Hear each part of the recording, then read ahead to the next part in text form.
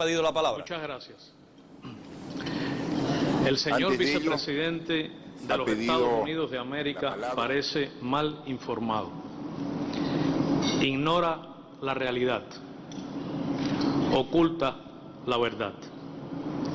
Quiero preguntarle directamente al señor Pence si la doctrina Monroe guía o no a su gobierno en su política hacia América Latina. Quiero responderle con palabras de Bolívar. Los Estados Unidos parecen destinados por la providencia para plagar la América de miserias en nombre de la libertad. Quiero citar a Martí. Cuanto hice hasta hoy y haré es para impedir que los Estados Unidos se extiendan por las Antillas y caigan con esa fuerza más sobre las tierras de América. Es nada democrático atacar a Venezuela y mencionar al presidente Nicolás Maduro Moros cuando ha sido excluido y no está aquí para responderle. Rechazo las referencias insultantes a Cuba y a Venezuela y la actitud humillante para la América Latina y el Caribe que ha asumido. El vacío moral del gobierno de los Estados Unidos no puede ser, no es una referencia para la América Latina y el Caribe.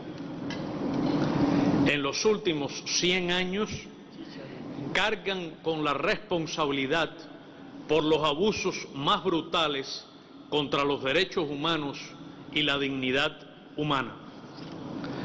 Todos los gobiernos despóticos en la región, todos sin excepción, han sido impuestos o han recibido apoyo del gobierno de los Estados Unidos, incluidas las más crueles dictaduras militares. Hechos vergonzosos como la Operación Cóndor o el golpe cruento de Estado en Chile están sobre la conciencia de gobiernos norteamericanos. El país del señor Pence ha sido el primero y el único en usar el arma nuclear contra civiles inocentes. Es responsable de guerras criminales y de cientos y cientos de miles de muertos, de masacres de civiles, incluidos niños, mujeres y ancianos, a los que llaman daños colaterales. Es responsable de actos de tortura, de desapariciones, ejecuciones extrajudiciales y secuestros. El gobierno de los Estados Unidos es el autor de violaciones masivas, flagrantes y sistemáticas de los derechos humanos de sus propios ciudadanos afroamericanos, de los hispanos, de los migrantes y de las minorías. Es una vergüenza para la humanidad que en ese país de extrema riqueza haya decenas y decenas de millones de pobres. Tienen un patrón racial diferenciado en sus cárceles y en la aplicación de la pena de muerte. Es donde más errores judiciales asociados a la ejecución de personas ocurren. Es donde mueren estudiantes por armas de fuego, cuyas vidas fueron sacrificadas al imperativo del lobby político, en particular en la Florida. El gobierno de los Estados Unidos ha recibido decenas y decenas de millones de dólares del lobby de las armas, y un senador mayamense ha recibido no menos de 3 millones por el mismo concepto.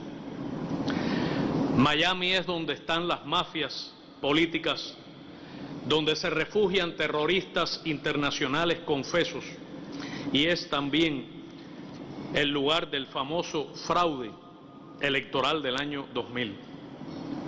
¿No ha dicho el señor Pence, cuando habla de corrupción, que su país es el centro del lavado de activos financieros, incluso del narcotráfico y del contrabando de armas hacia el sur, que desestabiliza países enteros? El sistema electoral que lo ha elegido y el legislativo en el que él ha servido mucho tiempo es corrupto por naturaleza, porque está sustentado de manera insólitamente legal en las contribuciones financieras corporativas y los llamados comités de acción política. Es el gobierno que impone un proteccionismo feroz que no toma en cuenta que arruinará la industria, la agricultura y el empleo en toda nuestra región. Es donde el lobby político, en su tráfico, ha impuesto la idea de que el cambio climático es un invento antinorteamericano. Es el sistema político y electoral donde ha habido escandaloso tráfico con los datos privados de decenas de millones de sus ciudadanos. Si a su gobierno le interesara el bienestar, los derechos humanos y la libre determinación de los cubanos, podría levantar el bloqueo, colaboraría con nuestra cooperación internacional en vez de sabotearla, y daría fondos a los programas de colaboración médica cubana en el mundo y a los programas de alfabetización. Se ha referido de manera insultante a Cuba. Respondo con el texto de la proclama de la América Latina y el Caribe como zona de paz, firmada en La Habana por los jefes de Estado de la América Latina y el Caribe en 2014, cuyos principios incluyen el derecho inalienable de los pueblos y de los estados a darse libremente su propio sistema político, económico, social y cultural. Le respondo también con un párrafo del documento histórico firmado en el acontecimiento de esta época en el Aeropuerto Internacional José Martí de La Habana por su santidad el Papa Francisco y por su santidad el Patriarca Kirill. Escogieron a Cuba para firmar un párrafo que dice: Cuba se encuentra en la encrucijada entre el norte y el sur, el este y el oeste, isla símbolo de esperanza del nuevo mundo y de los dramáticos acontecimientos de la historia del siglo XX. Estamos a pocas horas